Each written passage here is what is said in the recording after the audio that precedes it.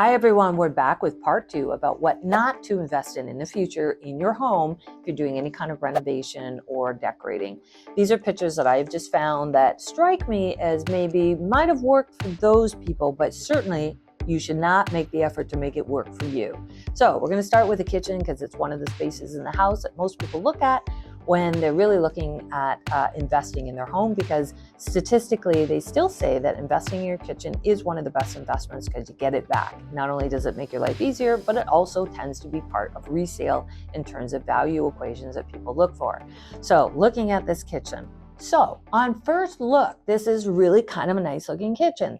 I just really wanted to know, so good job on everything else that's in here. Again, we have the idea of the countertop projecting to become a table. Not all designers are going to be a fan of this. Most kitchen companies would probably rather you do a different design, but I'm going to say in some cases you really have no space left to do it. So this just might work fine for you. But that's not why I put this in.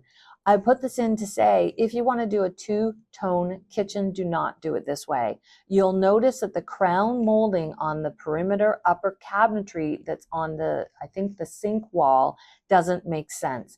On that, you'll notice that the top of the crown is in a dark color and then the light is below it. You do not want to do this because it chops up the room. So it makes those cabinets feel lower because now we have a dark line at the ceiling. Whenever you are doing this, try to keep it as color blocking, so it's all the whole thing, or it's a frame that goes all the way around the cabinet doors, so it's a little bit more deliberate than this one. I would say that's the one thing that I would tell you not to do in the future. It just does not work, so no. Okay. So this one I put in because this looks a little like a cruise ship to me. If you've ever gone cruising, you'll know that they do lots of crazy things on the ceilings, which are amazing from a design standpoint. So kudos to whoever did this ceiling. It's a lot of work, but it is a little bit of a boss. So it's a little bossy for a long and narrow kitchen, unless this really is your look. I would say for most people, it's a little too much. So it's really expensive to do because you're doing multiple ceiling things. So unless you're a ceiling contractor and this is what you do every day and you're showing it off, great. Otherwise, I would say let's stick to the basics. You don't have great lighting on a lot of the surfaces because so much of the lighting is taken away by carving out that ceiling. So if you want to do ceiling details, try to do ones that allow you to keep elements in the ceiling over where you need the light. This is a wonderful feature, but how do you compete with this through the rest of the house? So it seems to me that maybe this is a little bit of overkill for what it is. Again, kudos to whoever did it. Well done from what I can tell, but maybe a little too much for the space. It's a small space and now it's all about the ceiling and I don't want people looking at that. Unless you can't cook, maybe it's a diversion, just saying. Don't know. It's hard to come up with words to really describe what is going on here. So this is a look that might be a look that you love for making a statement. So if this is a statement that you want to make, and maybe these people are making this statement, then you go for it. You take your old piano and you put it on the wall.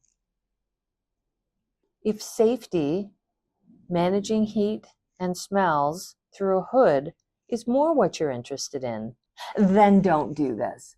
This is not going to sell your house in any way. In fact, I can tell you that you will have your agents, your real estate agents, come in and tell you to take it down. At least in the market that I'm in, there might be other parts of the world where this is really a strong selling feature. I'm going to say for most people, this probably isn't. Round islands.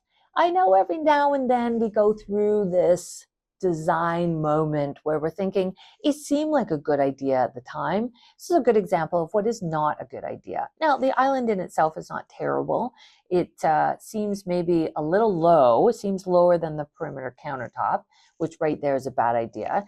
And it seems a little small. Now, maybe this is meant to be a table, but I'm going to tell you some dimensions that are really important that you keep in your head if you're doing any project yourself or you're hiring someone to help you, that you check these dimensions.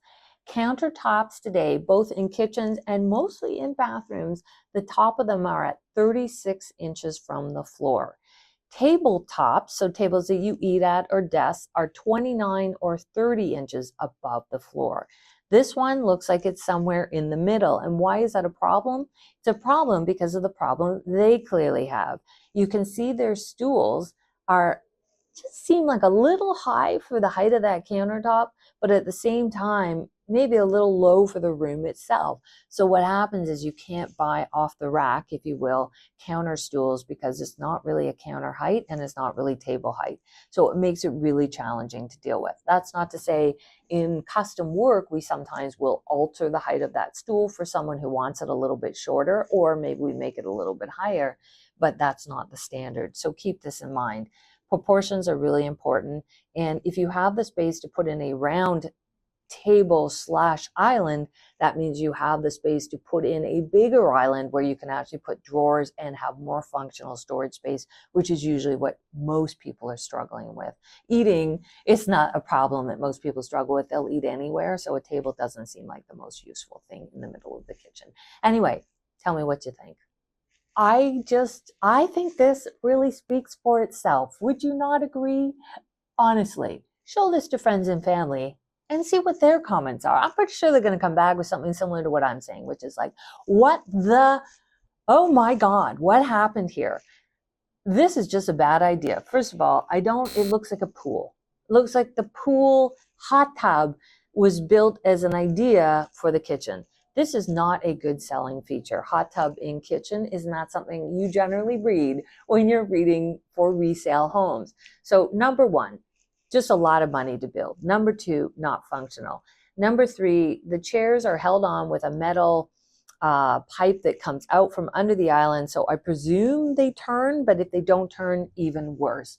Then we have the functionality of getting into those stools, especially if they don't move, and the stools themselves don't look particularly comfortable and awfully close to the rounded curves here. And the step up, just a bad idea, makes it completely inaccessible for people that aren't able to get on that. It is a weird color because it doesn't seem to go with anything else. And no, do not spend money on this. This is a one of a kind. This exists only here in this person's house. We're not repeating this. No. Hey, it takes you a minute, right? You look at this, you think, oh, that's not bad. The color scheme's kind of great. I'm loving the beams, sort of the industrial feel that's going on here. So first of all, I would ask the question, the lights that are in the ceiling, I don't know what they're lighting. They're large style pendant lights, nice lights. But when you do a covered pendant, meaning the bulb is covered, usually it makes the light directional. So right now the direction is just, I don't know where it's directing. So that's number one that I see right off the bat. Number two is the way some of the other lighting is hung over the island. So that seems to be a bit of a problem. If we leave the ceiling and we drop down now to the actual island itself, there's just multiple things that I would look at here and say, I don't think this is going to increase the value of your home. Just me. You guys could have a different opinion. Feel free to let me know. But I'm going to say under very few circumstances would I recommend putting a rounded curve on your island with a leg the way this is done. So you can see that there's a leg under the circular part of the island, and why I would not do that is you don't need it. You can build it into the island, the support. Second of all, I don't think the stools are the most comfortable, but that's up to you to decide. Then we have the other round table with the cutout of the seat. Again, interesting, but if you want interesting, remember you might be the only person that thinks it's interesting. Other people might look at that and think, nope, not interesting, just not us. So I think the two wing chairs are maybe a different statement than what we would be looking for here. So I'm going to suggest that this is could have just been a straight island, maybe a slight arc on the edge of an overhang. That's not to take away from your creativity. It's just that this is an expensive place to put creativity to not make it super functional for everyone. So maybe a no in the future. Thanks for joining us on part 2 about what probably is not a good investment moving forward. Don't do it in your own home. It's fine that these people did it, but let's not repeat it. It can be a one-of-a-kind, one-off, because remember, it's not just about your aesthetic enjoyment of the space. Of course it is, but if you're going to spend any money, let's think about how we spend that money to make it both useful, good-looking, and good for resale, whether that's now or 20 years from now.